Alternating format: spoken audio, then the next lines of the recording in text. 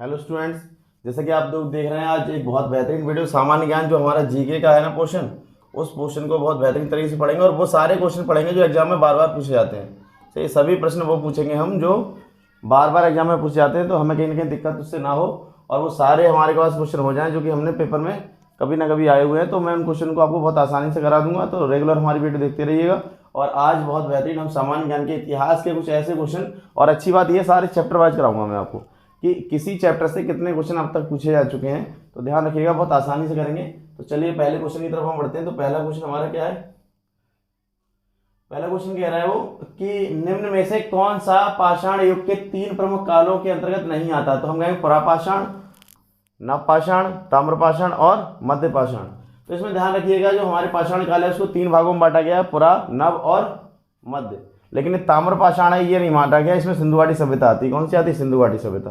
तो ध्यान रखिएगा जो ताम्रपाषाण काल है वो हमारे पास क्या हो जाएगा, हम बोल देंगे उसको सिंधु घाटी सभ्यता। सही है। तो हमारे पास जो आते हैं वो कौन कौन से आते हैं? तो नवपाषाण काल, मध्यपाषाण काल और पुरापाषाण काल। तो इसका आंसर कौन सा हो जाएगा? ताम्रपाषाण। चलिए अगले पे पढ़ते हैं जरा। अगला प्रश्न कह रहा है भारत में पाषाणकालीन शिला चित्रकारी कहाँ पाई जाती है? तो इसका हम देखें, इसका ऑप्शन हमारे पास है नालंदा, भीमबेटका, एलिफेंटा और बाघ गुफाएं। तो ध्यान रखिएगा इसका जो आंसर होगा वो भीमबेटका होगा। भीमबेटका सबसे प्राचीन और ही पाषाणकालीन एक जो है स्थल माना जाता है, और ये जो है मध्य प्रदेश के रायसेन, मध्य प्रदेश के रायसेन जिले में पड़ता है। कहाँ पड़ता है? तो मध्य प्रदेश के रायसेन जिले में, रायसेन जिले में। ध्यान रखिएगा इस बात को। चलिए अगले प्रश्न की ओर बढ़ते हैं। तो अगला प्रश्न क्या कह रहा है हमारा? कह रहा है धौलावीरा किस राज्य में स्थित है? गुजरात, झारखंड, राजस्थान या छत्तीसगढ़? तो इसका सही आंसर होगा आपका गुजरात। तो गुजरात में जो है धौलावीरा स्थित है। तो ध्यान रखिएगा गुजरात में जो है सबसे ज्यादा, पूछे सिंधु घाटी सभ्यता के सबसे ज्यादा स्थल कहाँ पाए गए हैं, तो क्या बताएंगे आप? गुजरात बताएंगे। तो धौलावीरा भी यहीं स्थित है, काफी बड़ा माना जाता है सिंधु घाटी सभ्यता का स्थल ये। चलिए अगला देखिए जरा, अगला क्वेश्चन क्या कह रहा है? तो अगला क्वेश्चन कह रहा है मोहनजोदड़ो में पाया गया विशाल स्नानागार एक विशाल डैश था, मतलब क्या था? वृत्ताकार टैंक था, बेलनाकार था, त्रिभुजाकार था या फिर आयताकार था? तो इसका जो करेक्ट आंसर होगा वो आपका आयताकार होगा। मतलब जो हमारे पास विशाल स्नानागार था उसका आकार कैसा था? तो आप बताएंगे वो कैसा था? आयताकार टैंक था, इसमें लोग नहाते थे। सही है। चलिए अगले प्रश्न बढ़ते हैं।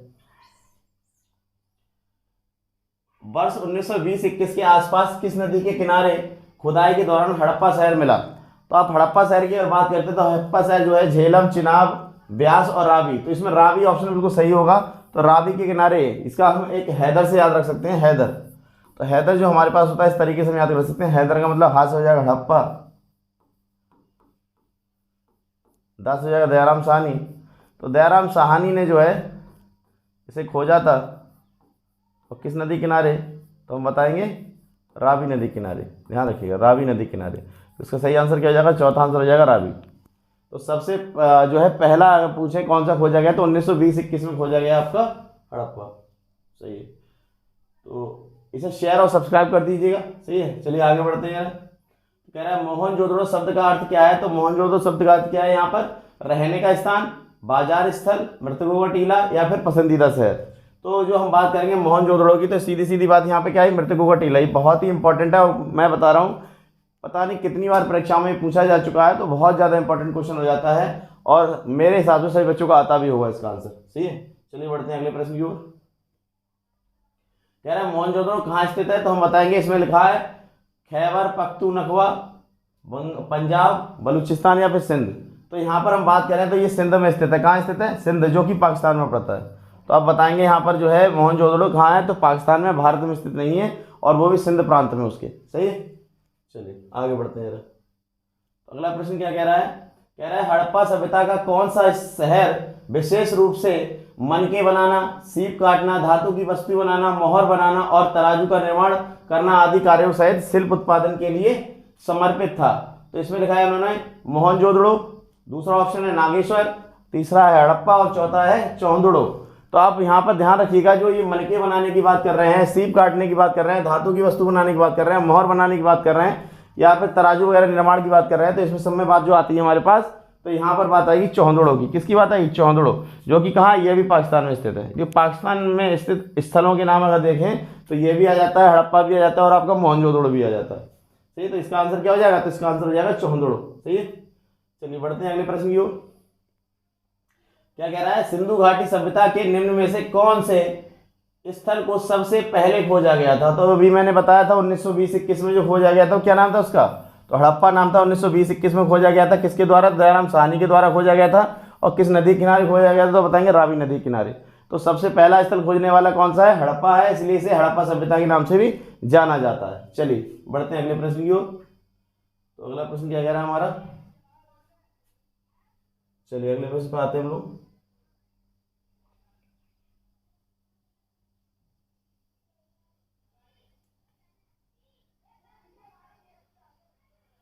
पत्थर की बनी नृत्य करते हुए पुरुष की मूर्ति नटराज किस स्थान पर पाई गई थी। तो नटराज जो मूर्ति है वो किस स्थान पर पाई गई थी, तो हम बताएंगे ये आपकी हड़प्पा में पाई गई थी। हड़प्पा स्थल सबसे पुराना था और यहीं पर क्या है, नटराज की मूर्ति पाई गई थी। तो ध्यान रखिएगा, ये ऑप्शन आपका कौन सा हो जाएगा, सी ऑप्शन हो जाएगा, तीसरा वाला। तो ये करेक्ट आंसर है आपका।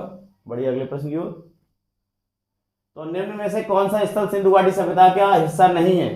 तो यहाँ पर हम बात करेंगे, देखो मोहनजोदड़ो है हिस्सा, हड़प्पा भी है हिस्सा, और लोथल भी हिस्सा है। ये कहाँ पड़ता है, तो गुजरात में पड़ता है। और उरुक जो है ये कहीं ना कहीं नहीं है, क्योंकि ये सुमेरियन जो सभ्यता थी उसका हिस्सा है। तो कहीं ना कहीं यहाँ पर हमारा आंसर क्या हो जाएगा, ऑप्शन 4, यानी कि उरुक जो है वो सिंधु घाटी सभ्यता का बिल्कुल हिस्सा नहीं है। चलिए अगले प्रश्न पर आते हैं हम लोग। क्या कह रहा है, सिंधु घाटी सभ्यता के इनमें से किस स्थलों में जलाशय के साक्ष्य प्राप्त हुए। तो हम बताएंगे यहाँ पर कौन सा ऐसा है इसमें जलाशय के साक्ष्य प्राप्त हुए। तो हम बता सकते हैं इसमें धौलावीरा आता है। तो धौलावीरा जो गुजरात में पड़ता है, कहाँ पड़ता है, गुजरात में पड़ता है। और वहां पर जलाशयों के क्या हुए थे, जलाशयों के साक्ष्य मिले थे। सही है, चलिए अगले प्रश्न पर बढ़े। क्या कह रहा है, पुरातत्व स्थल सुरकोत्ता जो है वो किस राज्य में स्थित है। सुरकोत्ता जो है आपका किस राज्य में स्थित है, तो बताएंगे गुजरात में स्थित है। किस राज्य में स्थित है, ये गुजरात में। तो याद रखिएगा, सिंधु घाटी सभ्यता के सर्वाधिक स्थल कहाँ पाए गए थे, तो बताएंगे जो आपके गुजरात में पाए गए थे। सही है, हड़प्पा सभ्यता की मोहरों पर कौन सा पशु अक्सर देखा जाता है। तो हम बताएंगे यहाँ पर बैल। कौन सा, बैल जो है वो सबसे ज्यादा देखा जाता है। कहाँ पर, हड़प्पा सभ्यता में, सिंधु घाटी सभ्यता में, सिक्कों पर। अगली बात कह रहे हैं, 1944 में भारतीय पुरातत्व सर्वेक्षण के महानिदेशक के रूप में किसने पदभार संभाला और हड़प्पा की खुदाई का जिम्मा लिया। तो हम बताएंगे दयाराम साहनी, जॉन मार्शल, राखालदास बनर्जी, या फिर आपका रैम व्हीलर। तो यहाँ पर जो 1944 की अगर बात करें, 1944 में जो भारतीय पुरातत्व सर्वेक्षण की बात करें, तो यहाँ पर रैम व्हीलर का नाम आता है। तो ये कहीं ना कहीं इसका पदभार संभाला था, और ये जो है इन्होंने खुदाई कराई थी किसकी, हड़प्पा की। चलिए बढ़ते हैं अगले प्रश्न की ओर। हड़प्पा सभ्यता 2500 BC के आसपास विकास किया। आज उन्हें हम क्या कहते हैं, तो हम उन्हें आज क्या कहते हैं, पाकिस्तान, अफगानिस्तान, पश्चिमी भारत और पाकिस्तान, अफगानिस्तान और पश्चिमी भारत, या फिर भारत और चीन। तो यहाँ पर हम बात करेंगे तो हमारे ज़्यादातर जो हिस्से आते हैं वो पश्चिमी भारत में आते हैं और पाकिस्तान वाले इलाके में आते हैं। तो सिंधु घाटी सभ्यता वाला जो स्थल हमारा आ जाता है वो पश्चिमी भारत वाला आ जाता है, और साथ ही साथ हमारा जो है वो पाकिस्तान वाला इलाका आ जाता है। ये आपका जो रहता है ये त्रिभुजाकार आकृति है, और कहीं ना कहीं कहाँ तक रहती है, तो ऐसे इस टाइप से कुछ बन जाती है आपकी। सही है, तो इस टाइप से आपकी बन जाएगी ये आकृति, इस टाइप से। सही है, तो यहाँ पर हम बात करेंगे तो ऊपर हमारे पास मांदा आ जाता है। यहाँ पे हमारे पास जो आ जाता है वो क्या आ जाता है, आलमगीरपुर कहाँ पड़ता है ये आपका, तो बताएंगे ये आपका मेरठ में पड़ता है, मेरठ उत्तर प्रदेश। और दाइमाबाद कहाँ पड़ता है, तो ये आपका दाइमाबाद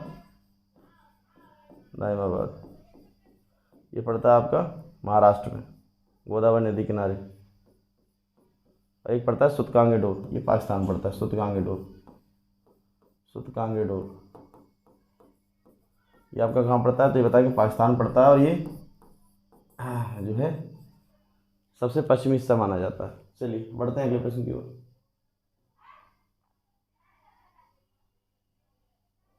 क्या कह रहा है, सिंधु घाटी सभ्यता की सबसे महत्वपूर्ण विशेषता क्या थी। वस्तु विनिमय प्रणाली, स्थानीय परिवहन प्रणाली, ईंट के बने भवन, या प्रशासनिक प्रणाली। तो यहाँ पर सबसे महत्वपूर्ण अगर वो पूछ रहा है, सबसे महत्वपूर्ण मतलब जो सबसे ज़्यादा स्पेशल थी इन सब में मिला के, तो हम बात करेंगे ईंट के बने हुए भवन। तो ये कहीं ना कहीं ईंट से जो हमारे पास बने थे, इसे टेराकोटा के नाम से भी जाना जाता था, पक्की ईंटों को। तो कहीं ना कहीं यहाँ पर अगर बात करें तो ईंट के बने भवन बहुत बड़ी बात थी उस समय के हिसाब से, क्योंकि वो शहरी सभ्यता मानी जाती थी, नगरीय सभ्यता मानी जाती थी। कौन सी, सिंधु घाटी सभ्यता। चलिए क्या कह रहा है आगे, कौन सा सिंधु घाटी सभ्यता का महत्वपूर्ण स्थल नहीं है। तो कालीबंगा है, हड़प्पा है, मोहनजोदड़ो है। कालीबंगा जो अगर बात करें तो ये आपका कहाँ पड़ जाता है, ये राजस्थान पड़ जाता है। सही है, और ये दोनों मैं पहले ही बता चुका हूँ आपको, ये पाकिस्तान पड़ते हैं दोनों के दोनों। और जो आपका ये है ये आजमगढ़ जो है ये पड़ता है उत्तर प्रदेश में। तो आजमगढ़ कहीं नहीं है, क्योंकि उत्तर प्रदेश में मेरठ के आसपास तक का सिंधु घाटी सभ्यता मानी जाती है। आजमगढ़ थोड़ा पूर्वी हिस्से में पड़ता है। तो ये वाला आंसर आपका इसमें सही हो जाएगा कि आजमगढ़ जो है वो सिंधु घाटी सभ्यता का एक महत्वपूर्ण स्थल नहीं है। चलिए